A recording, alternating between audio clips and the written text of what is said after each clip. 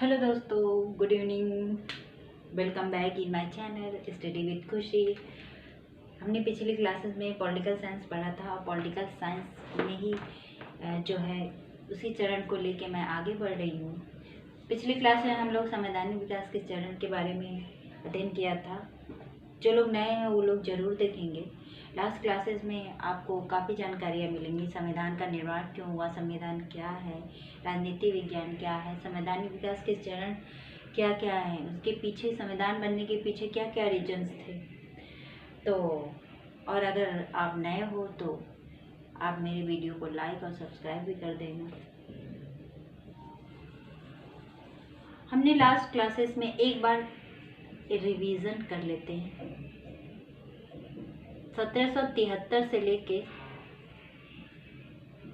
1892 तक मैंने आपको बता दिया है लास्ट क्लासेस में। 1892 तक। अब इसी क्रम में हम आगे बढ़ रहे हैं। 1909 को मार्ले मिंटो सुधार अधिनियम कहा जाता है। मार्ले मिंटो सुधार अधिनियम जो था, ये दो व्यक्ति, एक मार्ले और एक मिंटो, मार्ले और मिंटो के बीच हुआ था। मार्ले प्लस मिंटो के बीच जो समझौता हुआ था, ये कब हुआ था? 1909 में हुआ था। और इन्हीं दोनों के समझौता के बीच जो समझौता हुआ था उसी को मार्ले मिंटो सुधार अधिनियम कहते हैं। मार्ले मिंटो सुधार अधिनियम में एक सबसे महत्वपूर्ण घटना हुई थी, जो मुसलमानों को पृथक निर्वाचन का अधिकार मिला था। 1909 के अधिनियम में ये हमेशा हर बार क्वेश्चन पूछा जाता है कि मार्ले मिंटो जो है 1909 में जो है मतलब मुसलमानों को पृथक निर्वाचन का अधिकार दिया गया। मार्ले मिंटो जो है दो अलग अलग व्यक्ति हैं। मिंटो जो है भारत के वायसराय थे और मार्ले जो है सचिव थे। तो मिंटो को ही सांप्रदायिक निर्वाचन का जनक माना जाता है। ये हमेशा क्वेश्चन पूछता है, आप जो है इसको लिख लीजिएगा। सांप्रदायिक निर्वाचन के जनक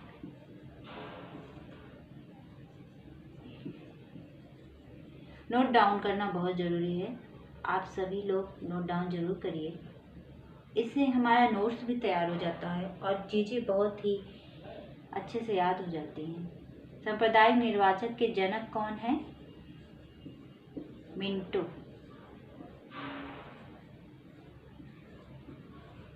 है। ये क्वेश्चन कई बार एग्जाम्स में पूछे हैं। तो इस जो है अधिनियम में ये सबसे महत्वपूर्ण बात हुई। अब हम आते हैं मॉन्टेस्क्यू चेम्सफोर्ड। मॉन्टेस्क्यू चेम्सफोर्ड जो है ये भी दो अलग अलग व्यक्ति हैं। 1919 में मॉन्टेस्क्यू चेम्सफोर्ड आया। इसमें सबसे पहले इसकी जो सबसे महत्वपूर्ण बातें हैं हम आपको बताते हैं। सबसे पहला बात, 1919 में सबसे पहली घटना क्या हुई? सबसे पहली बार प्रांतों में द्वैत शासन की स्थापना। प्रांतों में द्वैत शासन की शुरुआत कब हुआ था? मार्ले मिंटो 1919 में। ये क्वेश्चन RO, UPPCS में तो कई बार ये देखने को मिलता है कि पहली बार जो है प्रांतों में द्वैत शासन कब लगा था? 1919 के अधिनियम में। दूसरा क्या हुआ था? इसी अधिनियम के तहत 1926 में लोक सेवा आयोग का गठन हुआ। लोक सेवा आयोग का गठन किया गया। तीसरी सबसे महत्वपूर्ण बात इस अधिनियम की थी, महिलाओं को वोट देने का अधिकार मिला। महिलाओं को वोट देने का अधिकार मिला पहली बार। ये बहुत महत्वपूर्ण था। इसमें महिलाओं को पहली बार वोट देने का अधिकार मिला। लोक सेवा आयोग का गठन हुआ। प्रांतों में द्वैत शासन की शुरुआत हुई। तो ये सारे इम्पोर्टेंट पॉइंट है जो एग्जाम पॉइंट ऑफ व्यू से बहुत ही इम्पोर्टेंट है। आप जरूर नोट डाउन कर लीजिए। इसके बाद हम चलते हैं 1935 का भारत शासन अधिनियम। Very very important topic, Bharat शासन अधिनियम।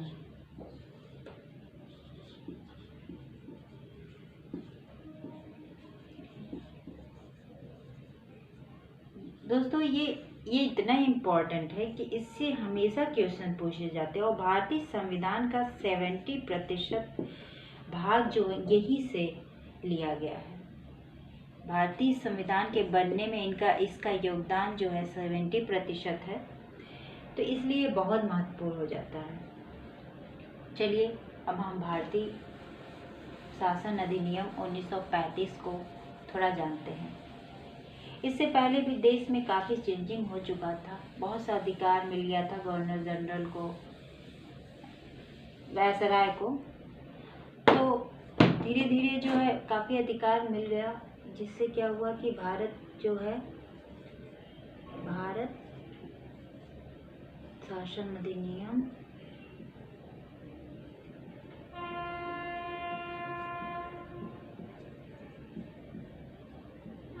अधिनियम 1935। चलिए अब इसके बारे में बताते हैं, जो भी इम्पोर्टेंट है मैं उसी के बारे में बताऊंगी। सबसे पहला तो आप ये नोट करिए कि सबसे पहली संघीय शासन प्रणाली की शुरुआत हुई। संघीय शासन प्रणाली की शुरुआत कब हुई? 1935 में हुई। दूसरा, शक्तियों का पृथक्करण किया गया। शक्तियों का पृथक्करण किया गया, मतलब शक्तियों को संघ, राज्य,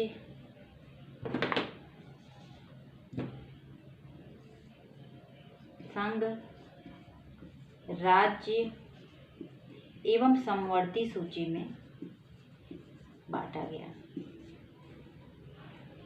तीसरा, आज जो संविधान में जो है शक्तियों का बंटवारा है, ये इसी से लिया गया। तीसरा, अध्यादेश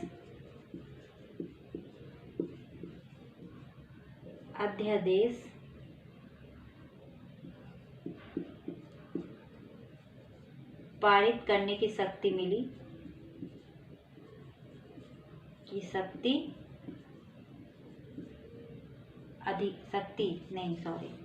अध्यादेश पारित करने का अधिकार मिला पहली बार। जो आज राष्ट्रपति अध्यादेश निकालते हैं, ये कहाँ से लिया गया है? 1935 के भारत शासन अधिनियम से। चौथा, सब दलित, एससी और एसटी और महिलाओं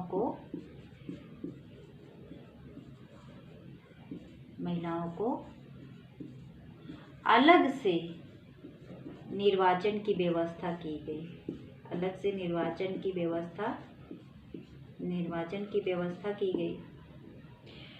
1937 में, अगर आप लोगों ने लिख लिया हो तो इसको मैं इरेज कर देती हूँ, अगर नहीं लिख पाए हो तो वीडियो रोक कर आप लिख सकते हैं।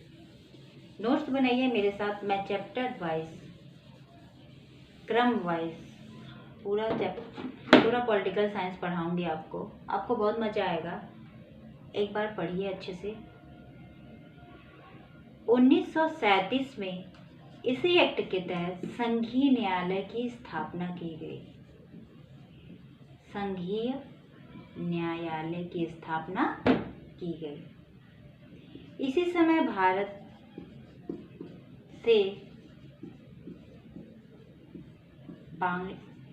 से बर्मा को अलग किया गया। देखिए,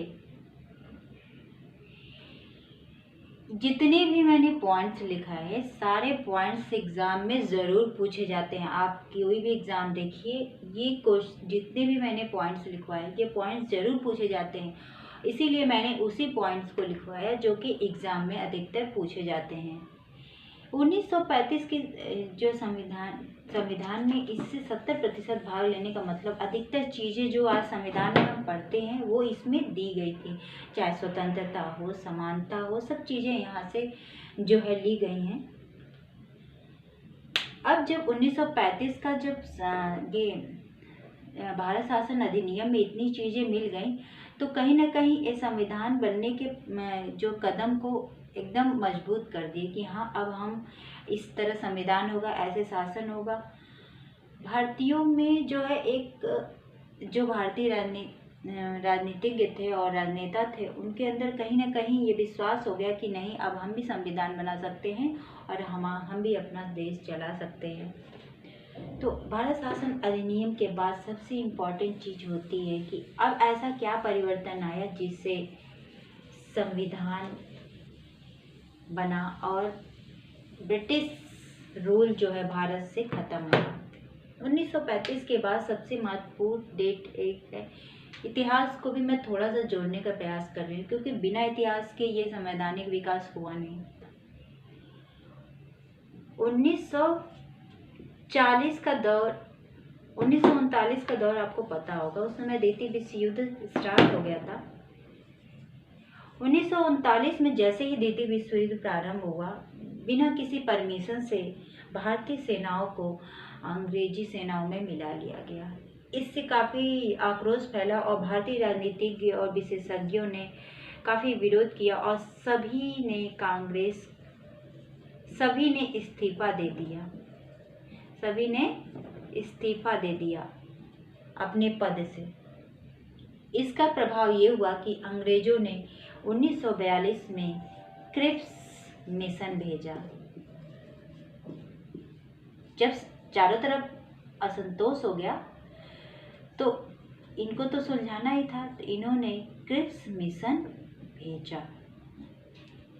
क्रिप्स मिशन क्यों भेजा? क्रिप्स मिशन इनकी मांगे थी कि आप पहले तो ये रुष्ट थे इनसे, तो क्रिप्स मिशन आया और क्रिप्स मिशन में जो बातें थी वो इस प्रकार थी कि जैसे ही द्वितीय विश्व युद्ध समाप्त होगा, भारत अपना संविधान बना लेगा और जो है हर राज्य अपना अलग भी संविधान बना सकता है, सभी राज्य का एक अलग संविधान होगा। ये एक प्रकार का लॉलीपॉप था। इसका बहुत विरोध हुआ। गांधी जी ने पोस्ट डेटेड चेक कहा और जो है ये डिवाइडेशन का एक वो था। जब अगर हर राज्य के अलग संविधान होंगे तो भारत कहाँ रह जाएगा। काफ़ी इसका विरोध हुआ, फिर ये भी असफल रहा। उधर 1943 में सिंगापुर में आज़ाद हिंद फौज की स्थापना हो चुकी थी। आज़ाद हिंद फौज की स्थापना चंद्रशेखर फौज की स्थापना हो चुकी थी। ये भी आज़ादी की पूरी मांग कर रहे थे जोरों शोरों से। अब एक सबसे इम्पोर्टेंट बात होती है, 1942 के समय ही सबसे बड़ी क्रांति हुई थी, भारत छोड़ो आंदोलन।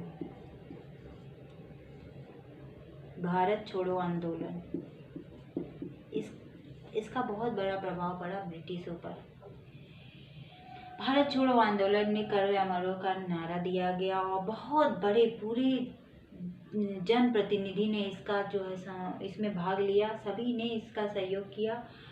ये आंदोलन का इतना बड़ा प्रभाव हुआ कि 1900 मैं इरेज कर दे रही हूँ 1946 में कैबिनेट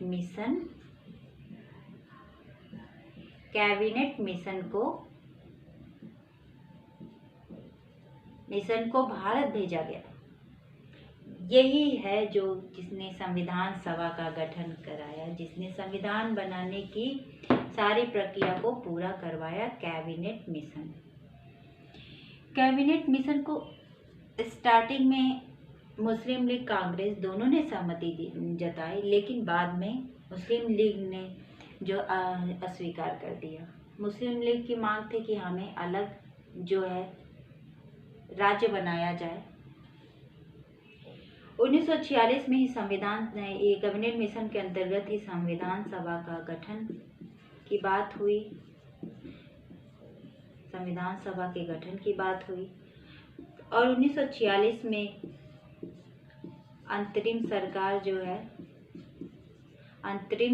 का गठन हुआ। ये सरकार क्यों बना? वो इसलिए बना, अंतरिम सरकार का गठन इसलिए हुआ, जब तक संविधान का निर्माण होगा तब तक ये जो अंतरिम सरकार है ये देश को चलाएगी।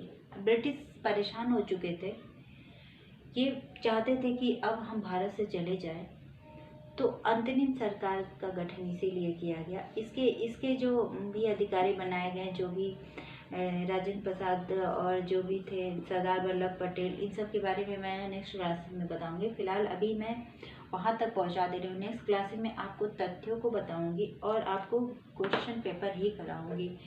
ये यहाँ तक कर दे रही हूँ।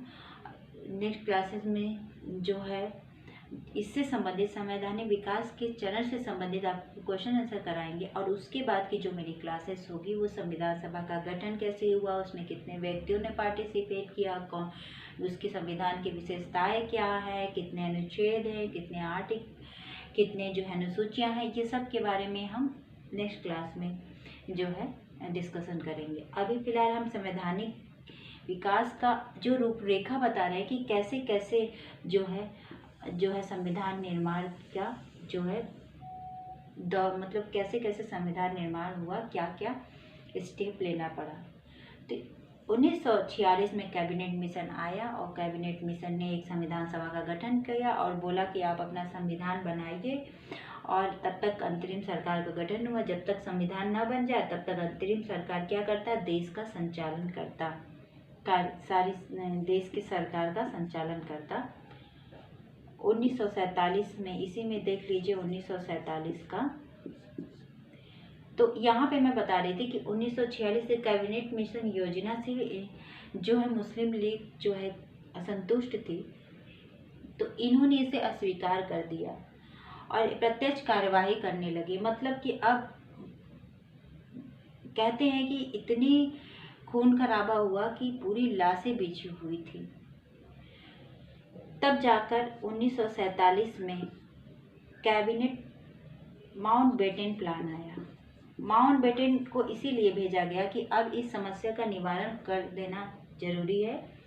1947 में माउंटबेटन जब भारत आया तो इसने भारत को 2 डोमिनियन स्टेट, भारत और पाकिस्तान में जो है बांट दिया, और उसमें ये भी बात कही गई कि जो भारत में आना चाहता है वो भारत में जाए, जो पाकिस्तान में आना चाहता है वो पाकिस्तान में जाए, जिसकी इच्छा हो वो स्वतंत्र हो। वैसे स्वतंत्र होने का जो है अधिकार केवल देशी रियासतों को था, जिसमें जूनागढ़, हैदराबाद और जम्मू कश्मीर ने खुद की स्वतंत्रता को स्वीकार किया। तो दोस्तों ये मेरा क्लास था संवैधानिक विकास के चरण। नेक्स्ट क्लासेस में मैं इस संवैधानिक विकास से संबंधित क्वेश्चन कराऊंगी और उसके नेक्स्ट क्लासेस में मैं आपको संविधान सभा का गठन कैसे हुआ, कौन कौन आया और जो है कितने अनुच्छेद हुए, कितनी अनुसूचियाँ हुई, सब के बारे में जानकारी देंगे। आपको मेरा क्लास अच्छा लगे तो आप लाइक कर देना, शेयर करना और अपने दोस्तों के पास ज़रूर भेजना। और मैं एक बात बताती हूँ कि आप हर चैनल में देखोगे कभी एक चैप्टर ये, कभी वो चैप्टर, मैं आपको पूरे क्रम से चैप्टर वाइज सारा सब्जेक्ट पढ़ाऊँगी और उसका सॉल्यूशन भी करवाऊँगी। तो आप भी साथ आइए तो मैं भी आपके साथ रहूँ। ओके, थैंक यू, धन्यवाद।